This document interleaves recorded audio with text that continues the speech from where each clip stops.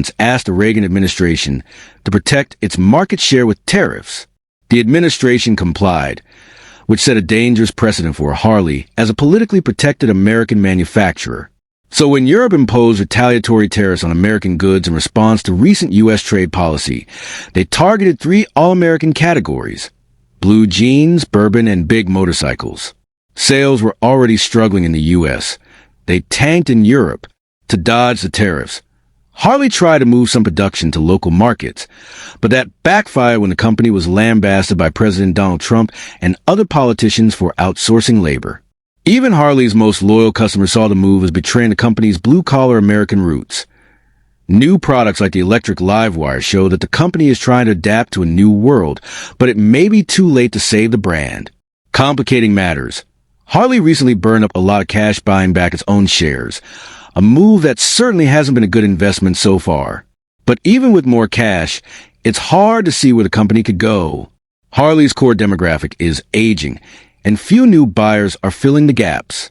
Harley Davidson created a movement with its macho, brawny bikes, and now it's struggling to outgrow that image.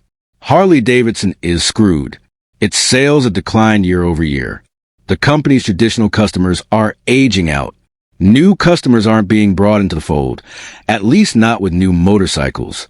And Livewire, the brand's electric offshoot, will be studied in economy classes in the not-too-distant future as WTF were they thinking?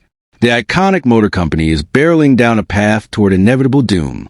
Yet, while the permanently online grifters and a host of mainstream media players will parrot the idea that this was all caused by the company's woke policies and its dalliance in DI, this is strictly a mess of Harley's own making.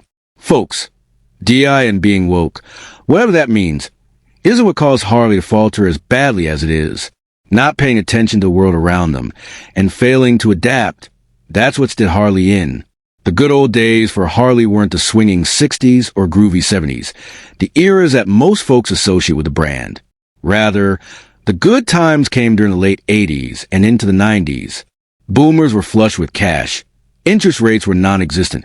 Home prices were essentially what a bagel and cream cheese now costs. And this generation had money to burn on non-essential frivolity. Basically the opposite today. And this generation idolized those folks who were adults in the 60s and 70s. As they were real, they did the things, they wore the leather, they rode across the country on their hogs. They invented.